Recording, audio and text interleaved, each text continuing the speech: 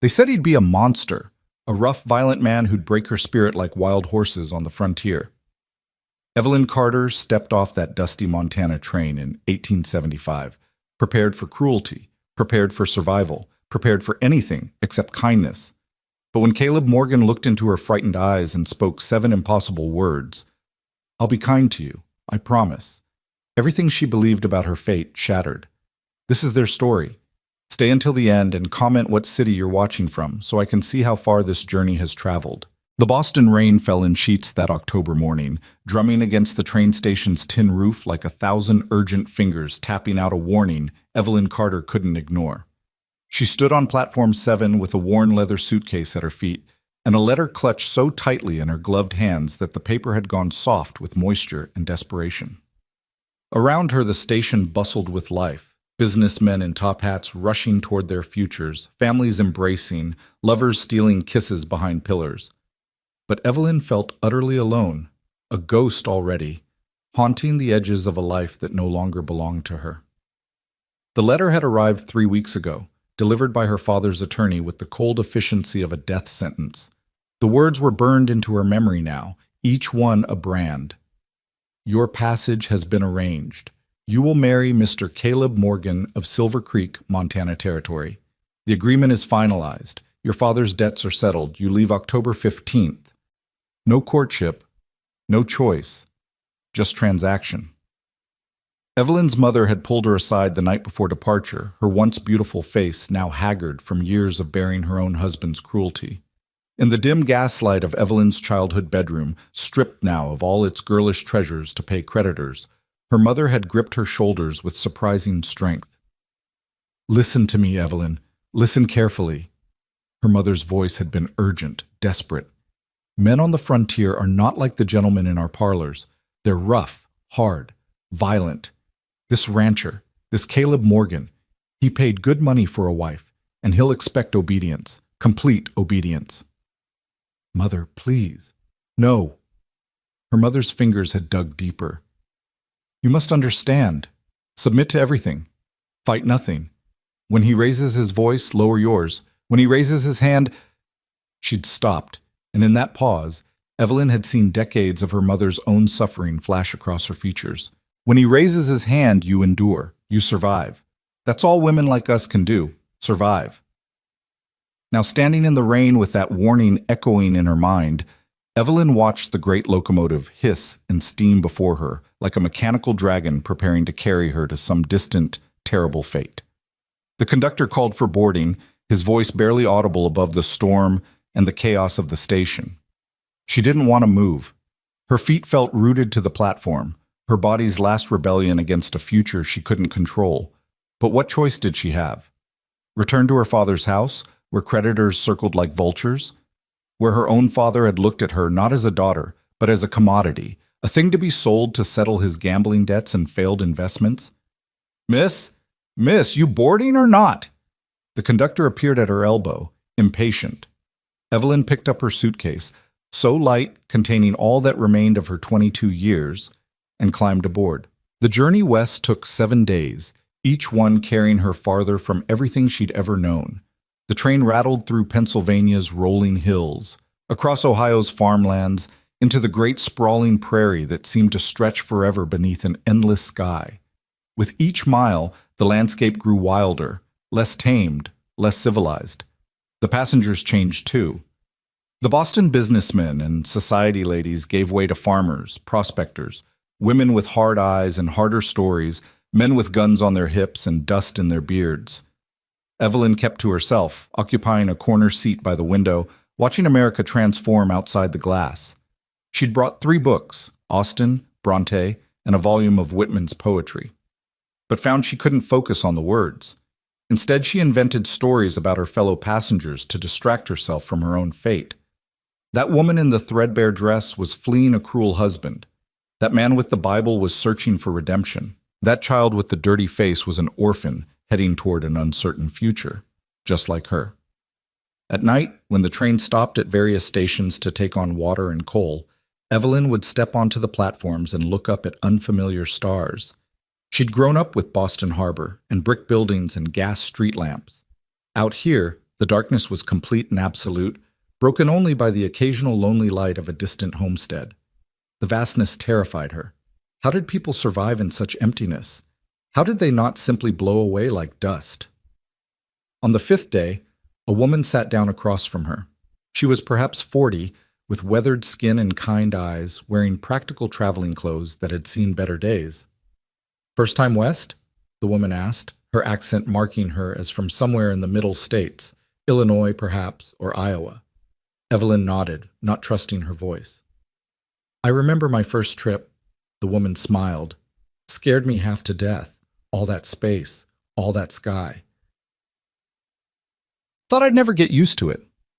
"Did you?" Evelyn found herself asking. "Get used to it?" "More than that. Grew to love it." The woman pulled out knitting from a carpet bag, her needles clicking with practiced rhythm. "There's a freedom out here you can't find back east. Room to breathe, room to become who you really are, not who society says you got to be." "I'm going to be married," Evelyn heard herself say. "To a rancher. I've never met him." The woman's needles paused for just a moment.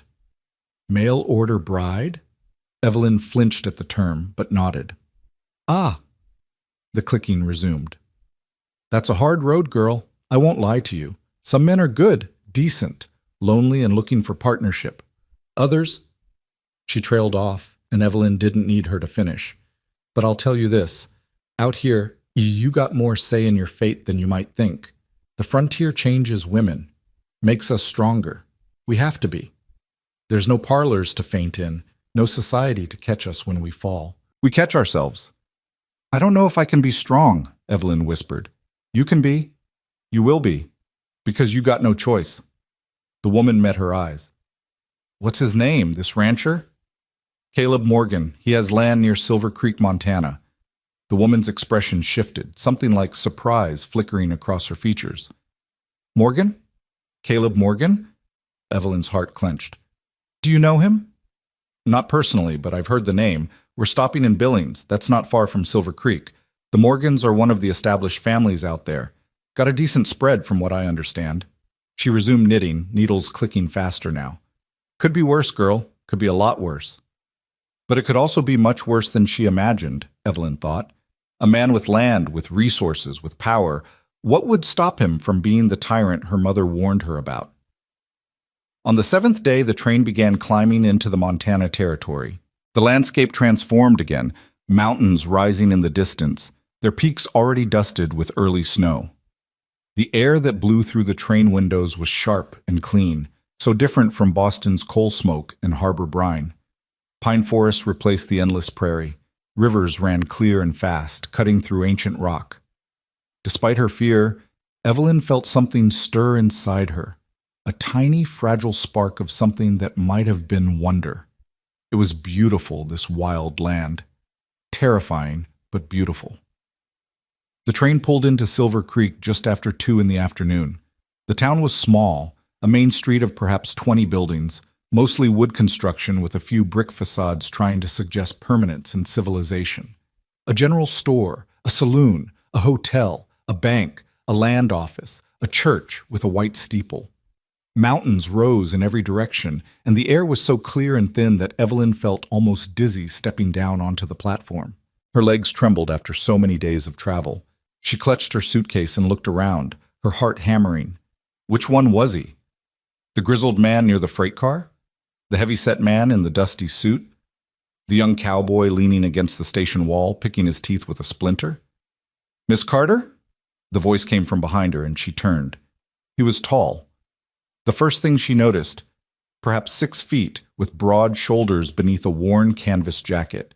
His face was weathered by sun and wind, strong-featured but not handsome in the classical sense. His hair was dark, touched with auburn in the afternoon light, slightly too long. But it was his eyes that caught her, pale blue, like the sky on a winter morning, and in them she saw something she hadn't expected.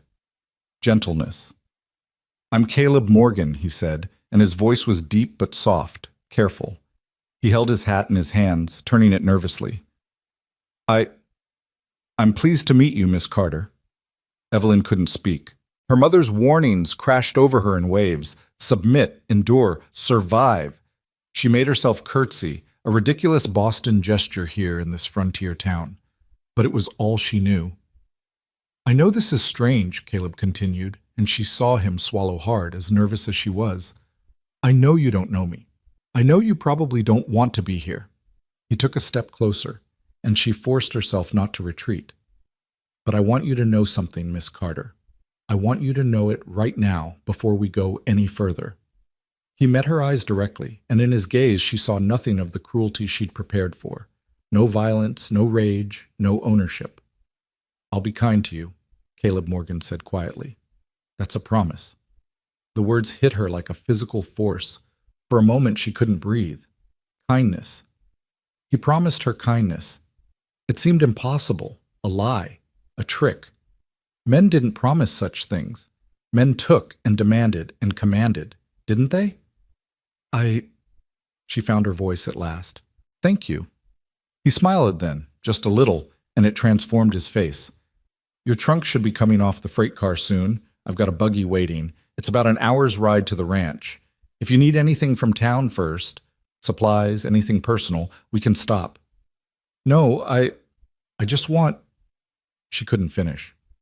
What did she want? To run? To cry? To wake up in her Boston bedroom and find this all a nightmare? It's all right to be scared, Caleb said, and the understanding in his voice nearly undid her. I imagine I'd be terrified if I'd crossed a continent to marry a stranger. A laugh escaped her, sharp and slightly hysterical. You imagine correctly, Mr. Morgan. Caleb, he said. Please, just Caleb. Her trunk arrived and Caleb lifted it easily, carrying it to a buggy hitched behind the station.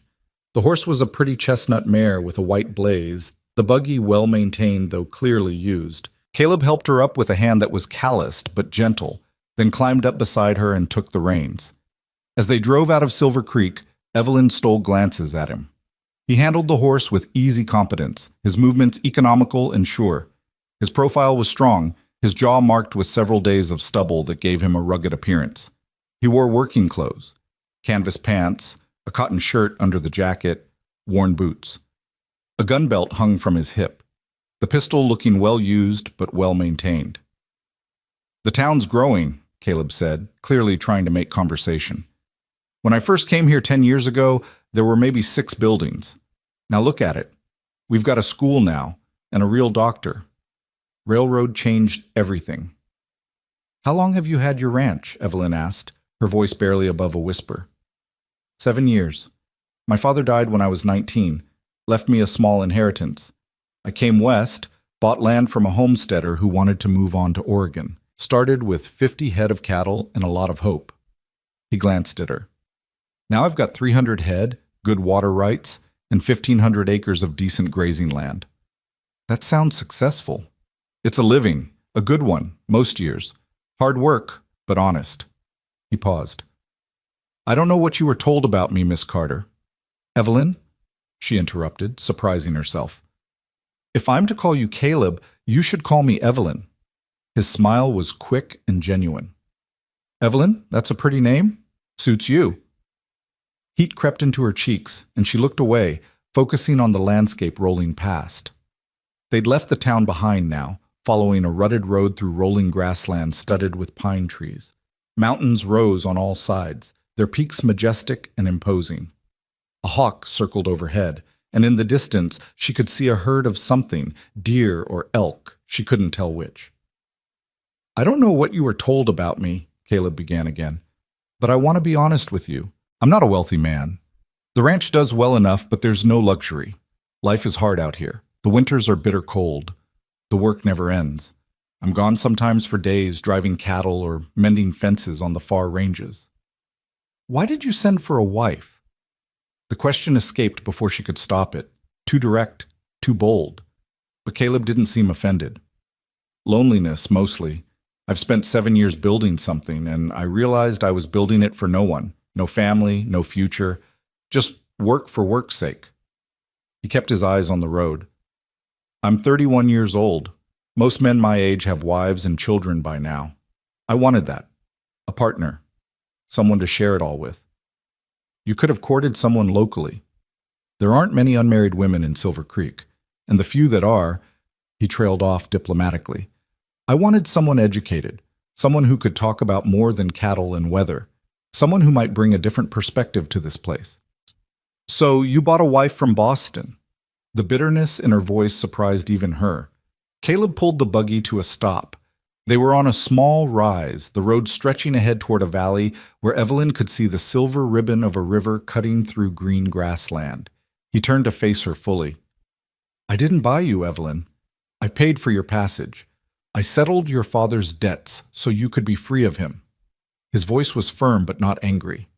I know how this must seem to you. I know the position you're in, married to a stranger, dependent on me for everything, far from home with no way back. That's why I made you that promise at the station. I meant every word. Men make promises, Evelyn said quietly, her mother's warnings echoing in her mind. And men break them. Some do, Caleb acknowledged. But I'm not some men. My word is the most valuable thing I own out here. Without it, I'm nothing. I can't make you trust me, Evelyn. That will take time. But I can promise you this.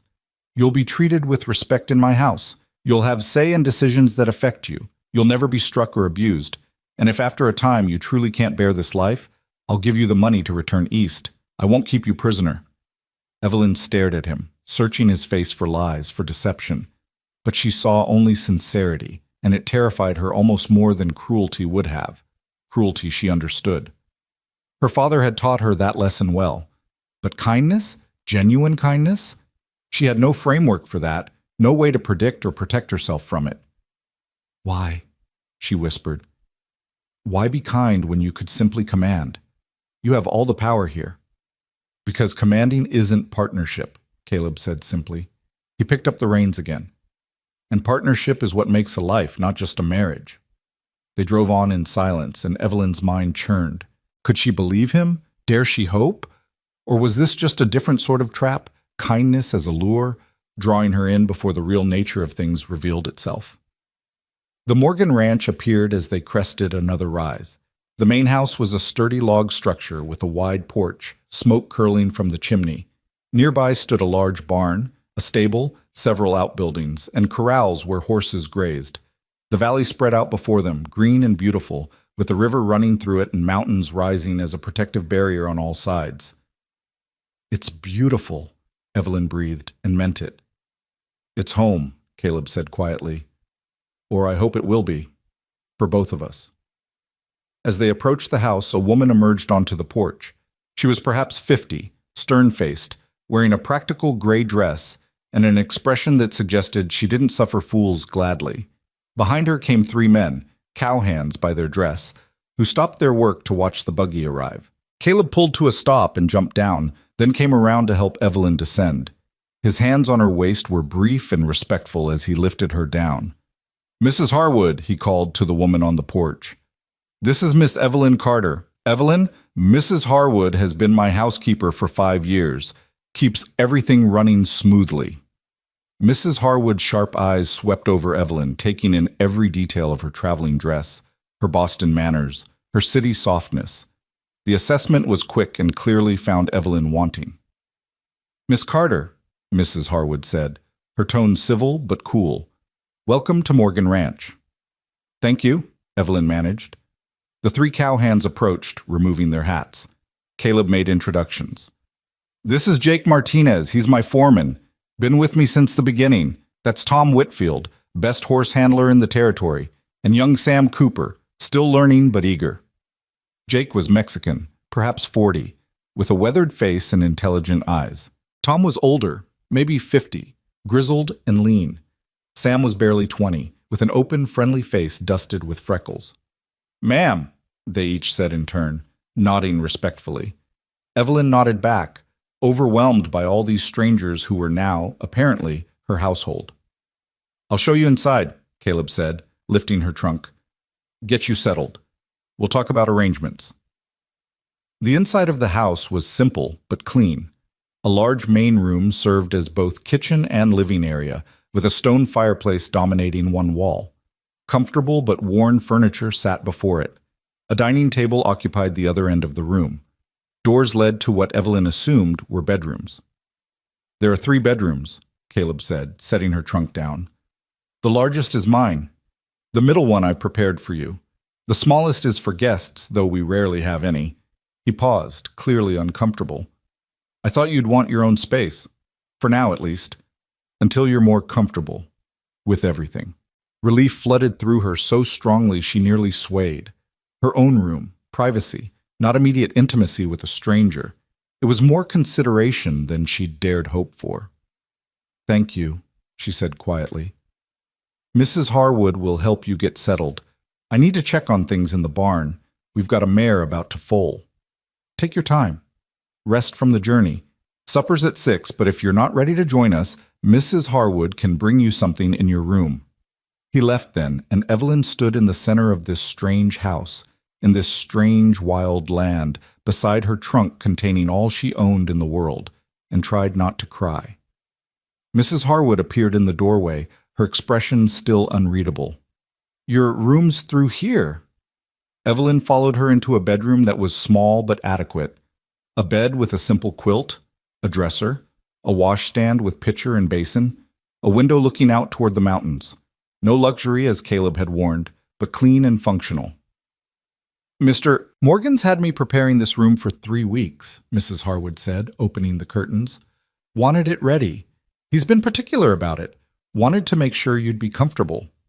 It's very nice, Evelyn said carefully. Mrs. Harwood turned to face her, and her expression had softened just slightly. I'll be honest with you, Miss Carter. I had my doubts about this arrangement.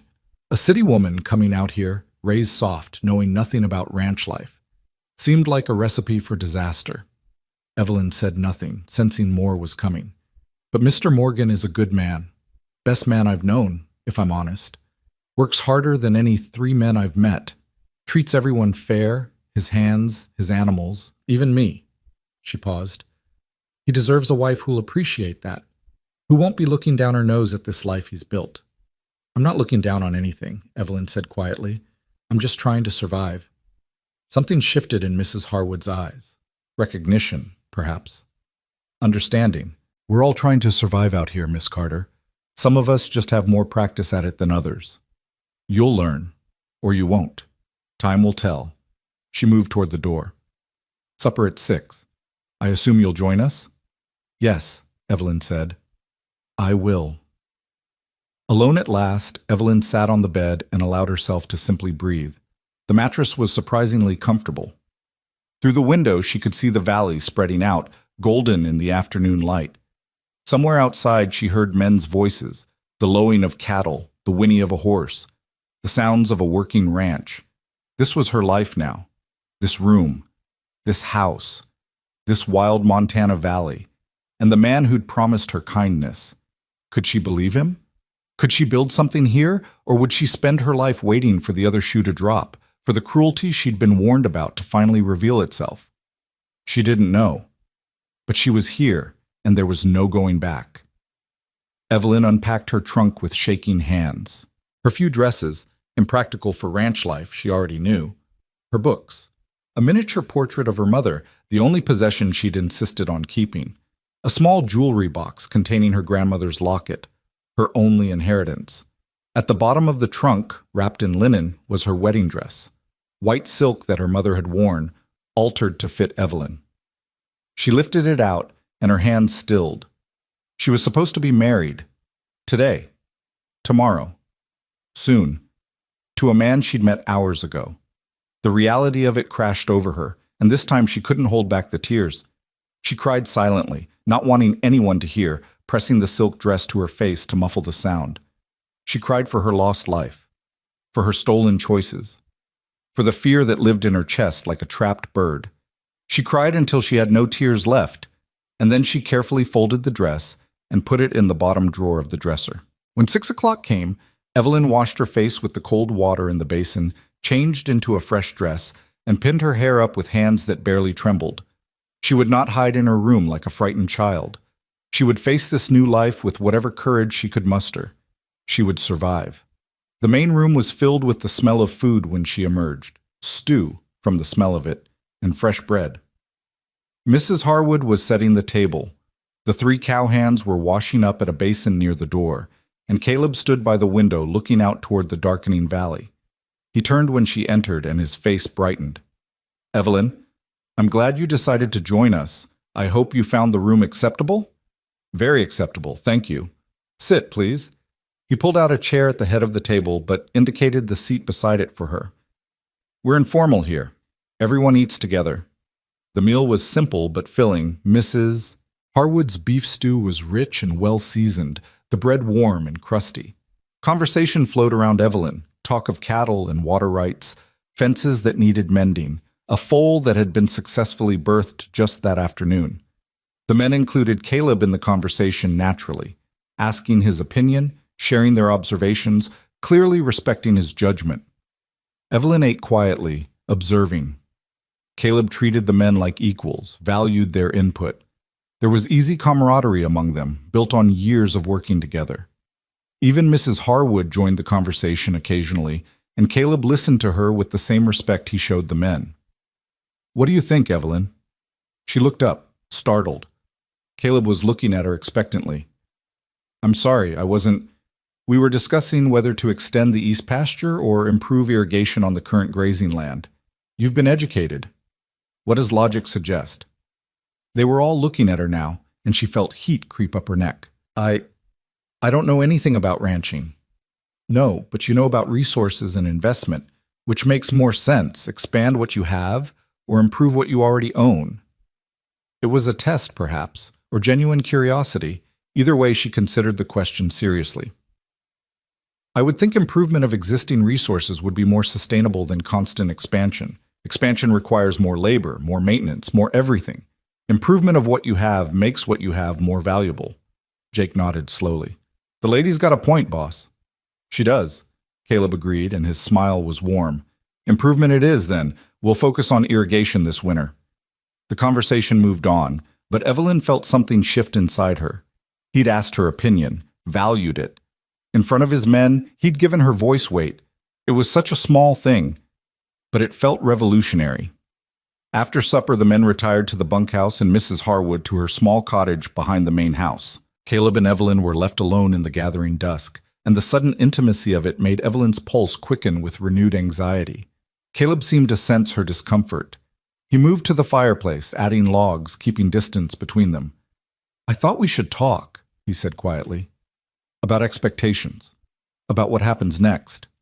Evelyn perched on the edge of a chair, her hands folded tightly in her lap. "I don't expect anything from you," Caleb continued, staring into the growing flames. "Not yet. Not until you're ready. I know this is all strange and frightening. I know I'm a stranger to you." He turned to face her. "But I hope in time we can become friends, and maybe, eventually, more than that." "You'll want heirs," Evelyn said, forcing the words out.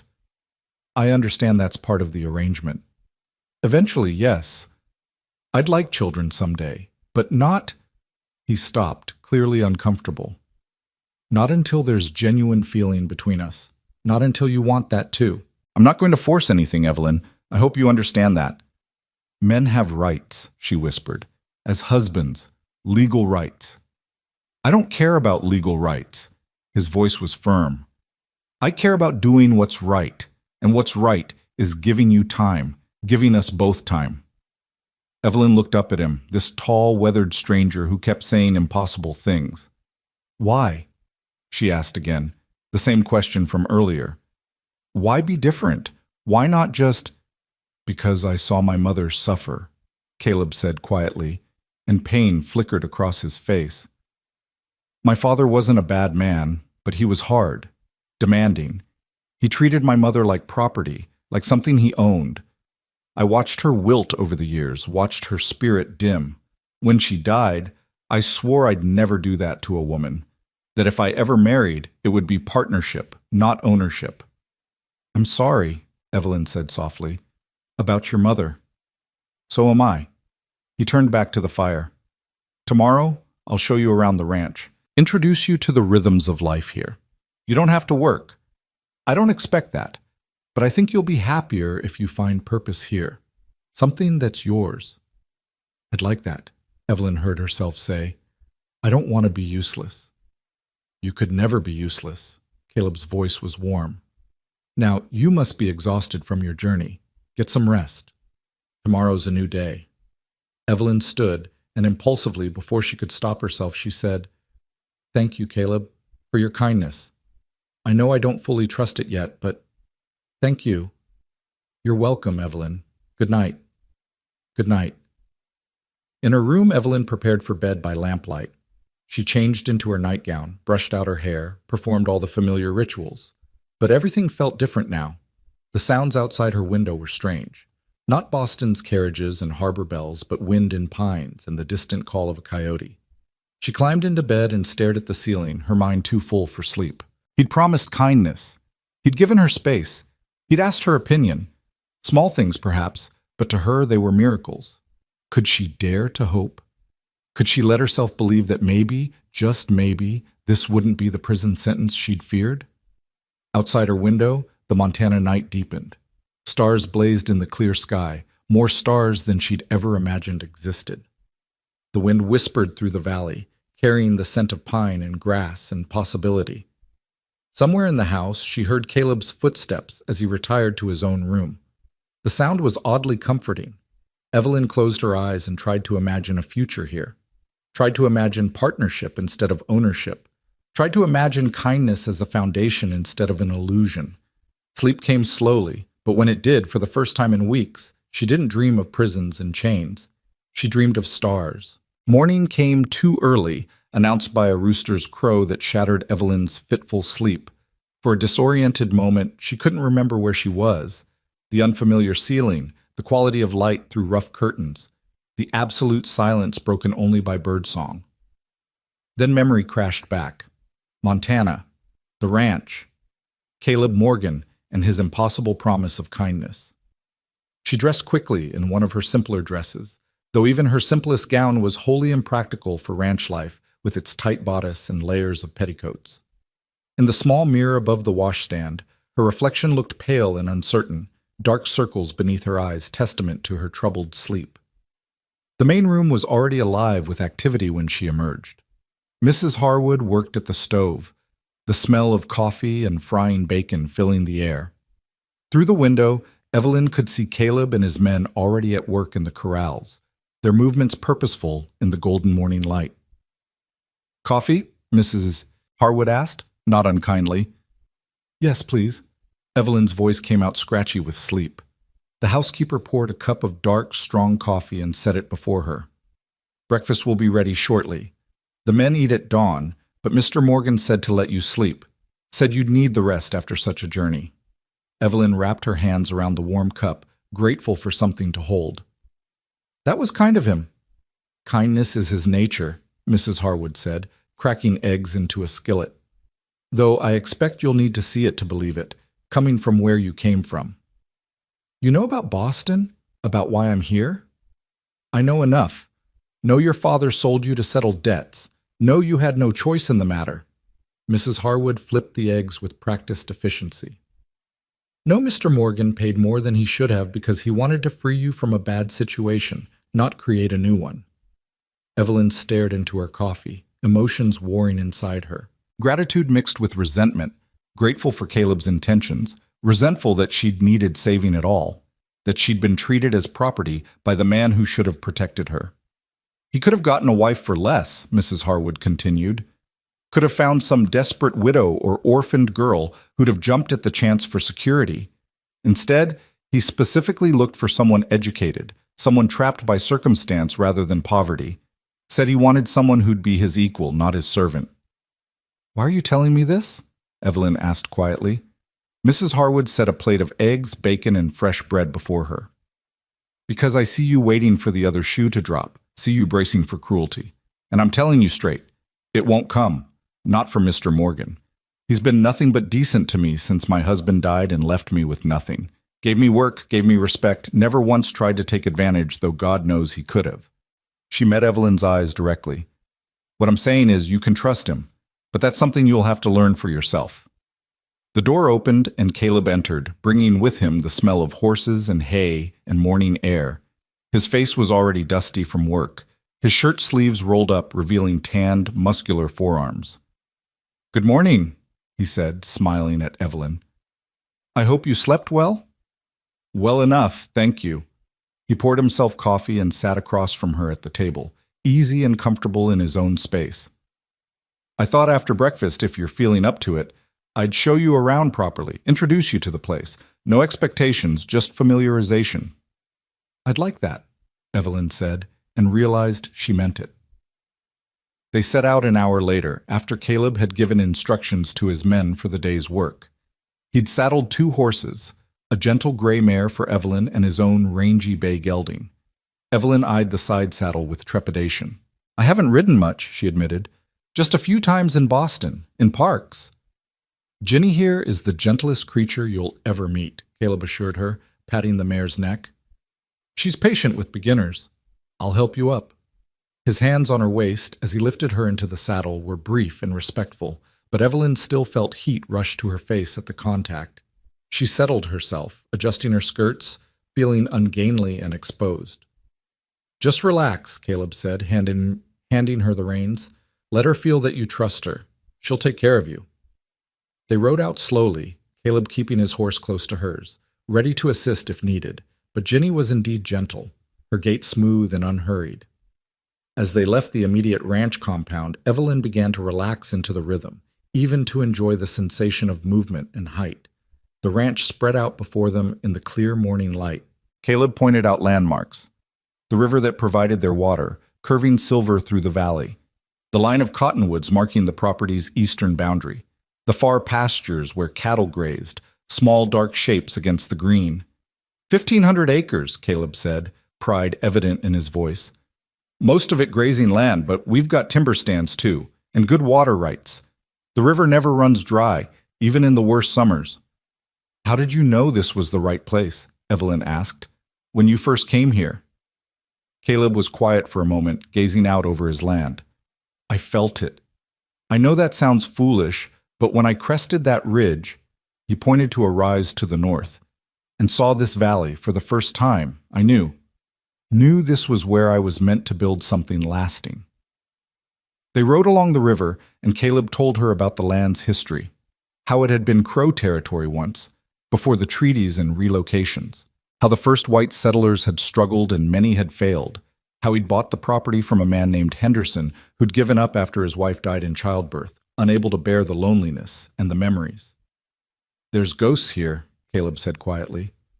Not literal ones, but the echoes of people who tried and failed. Sometimes I think about them, wonder about their stories. Henderson's wife is buried on that hill. He gestured toward a gentle rise marked by a solitary pine. He left the day after he buried her. Couldn't stand to stay, couldn't stand to go. That kind of grief breaks a person. It's sad, Evelyn said softly. It is. But it's also a reminder. Life out here is hard, unforgiving. People need each other to survive it. That's why I wanted... He stopped himself, seeming suddenly embarrassed. Why you wanted a wife, Evelyn finished for him. Why I wanted a partner, he corrected gently. Someone to share both the burdens and the beauty. They rode on, and gradually Evelyn began to see what he meant about beauty. The way morning light gilded the grasslands.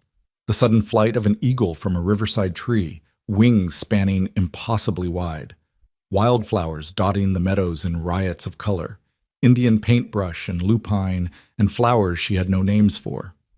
They stopped at a vantage point overlooking the entire valley, and Caleb dismounted, then helped Evelyn down. Her legs trembled slightly from the unaccustomed exercise, and he steadied her with a hand on her elbow. This is my favorite spot, he said. Come up here sometimes just to think, to remember why I'm working so hard. From this height, Evelyn could see the whole ranch laid out below. The house and outbuildings, the corrals and pastures, the river threading through it all, the mountains rising in protective embrace on every side. It was beautiful in a way that made her chest ache. So different from Boston's brick and harbor, so wild and vast and alive. It's overwhelming, she admitted. I know. Took me months to feel like I understood even a fraction of it, but you will. Given time, you'll learn to read this land, know its moods and seasons. He glanced at her. If you stay. The unspoken question hung between them. Would she stay? Could she build a life here, so far from everything she'd known? Tell me about your family, Evelyn said instead of answering. You mentioned your mother, but nothing else. Caleb's expression grew shadowed. Not much to tell that's pleasant. My father was a merchant in St. Louis, moderately successful but never satisfied, always chasing the next deal, the next opportunity. My mother was from a good family, educated, refined. She married beneath her, according to her parents, but she loved him. He paused, clearly gathering difficult memories.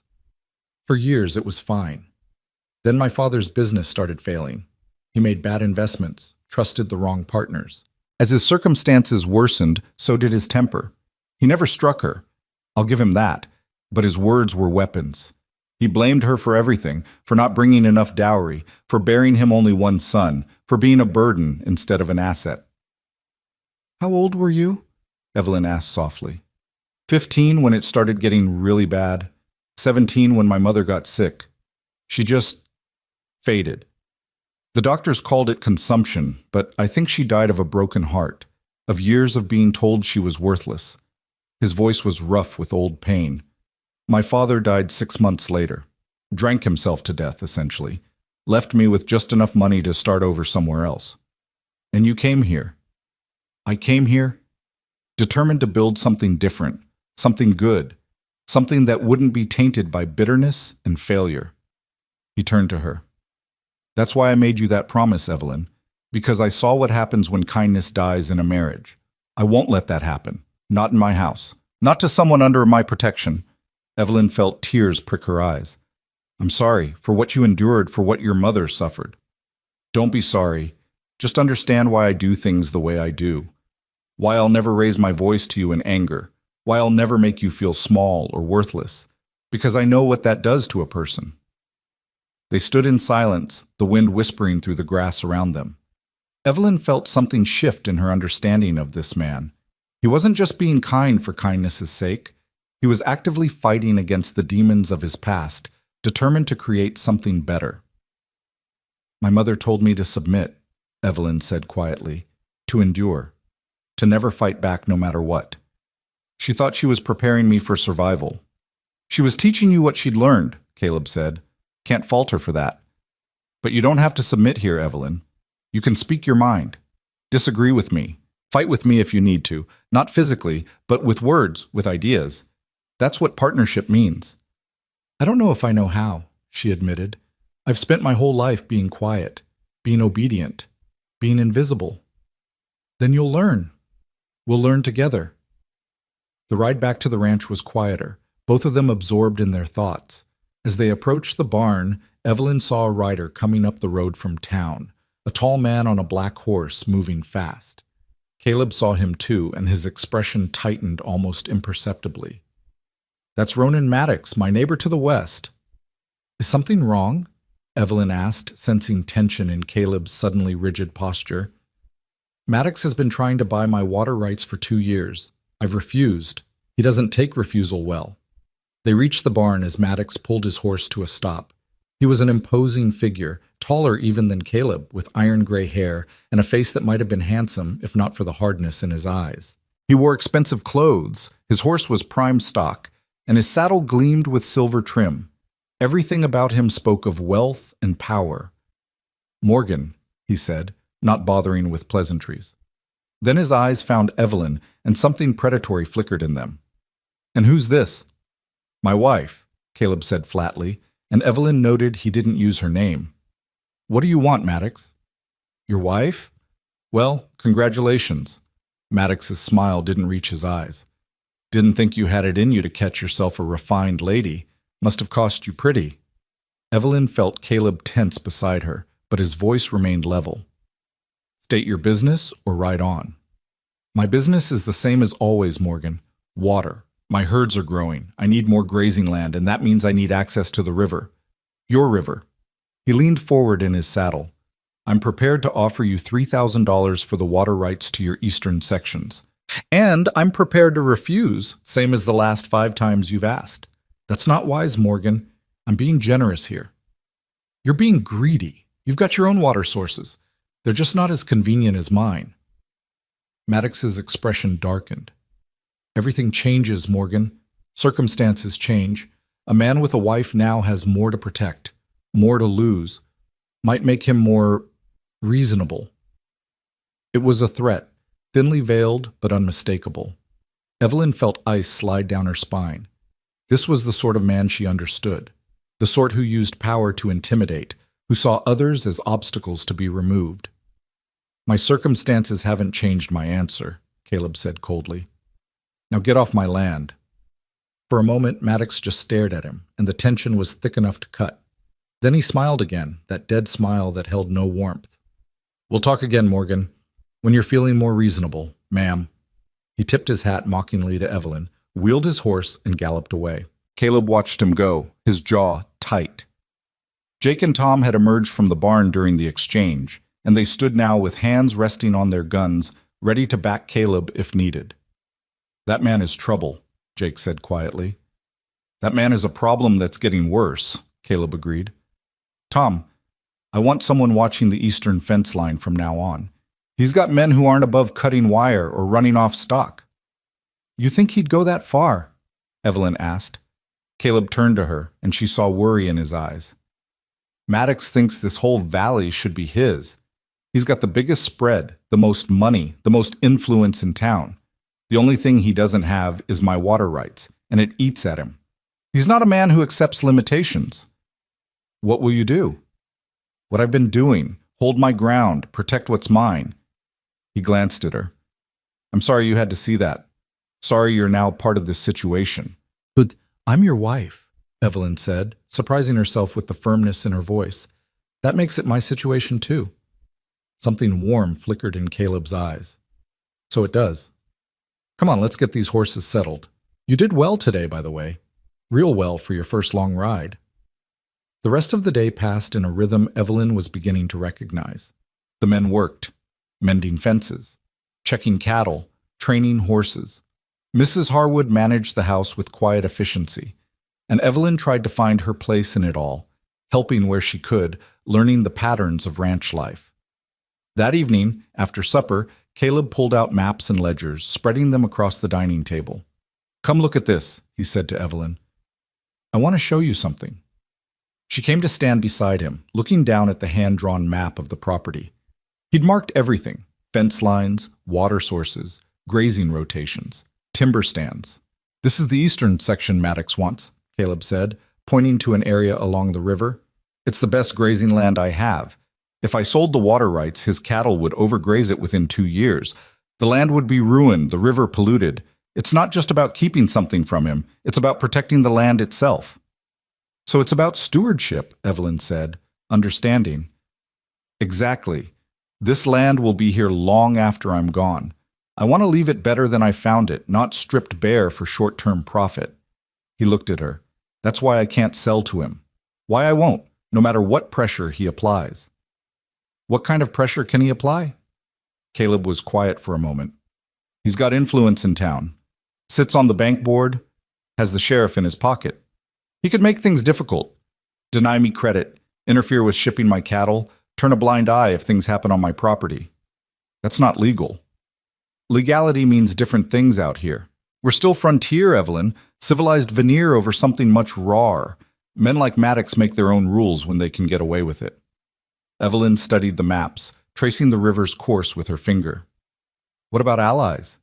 Are there other ranchers who feel the same way? Who might stand with you against Maddox?" Caleb looked at her with something like surprise. "There are a few, smaller operations like mine, but they're scattered and most are afraid of Maddox. Fear is understandable, but there's strength in numbers." Evelyn's education was finally useful for something. If you could organize them, present a united front, Maddox would have a harder time picking you off one by one. "You've got a strategic mind," Caleb said, impressed. "I had tutors in history and philosophy. Strategy was part of both."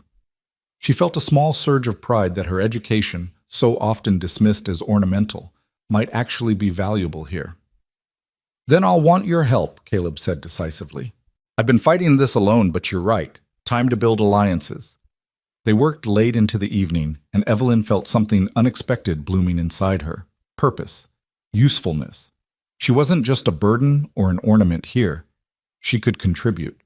Her mind, her education, her perspective were valued. When they finally retired for the night, Caleb paused outside her bedroom door. "Thank you," he said quietly, "for today, for listening, for offering ideas.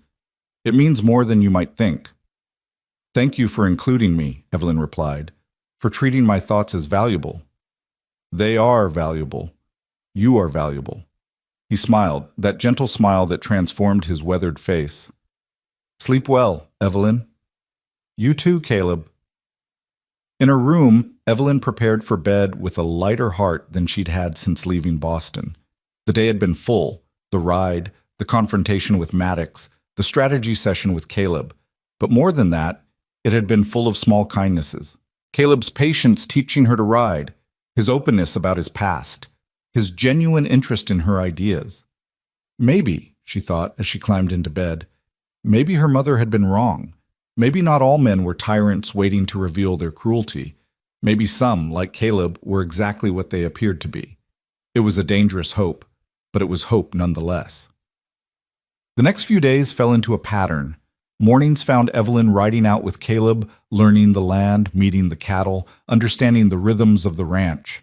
Afternoons she spent with Mrs. Harwood, learning practical skills, how to preserve food, how to manage supplies, how to treat common injuries and illnesses. Evenings were for planning and discussion, Caleb teaching her about ranch management while she offered perspectives from her education. On the fourth day, Caleb announced they'd be riding into town.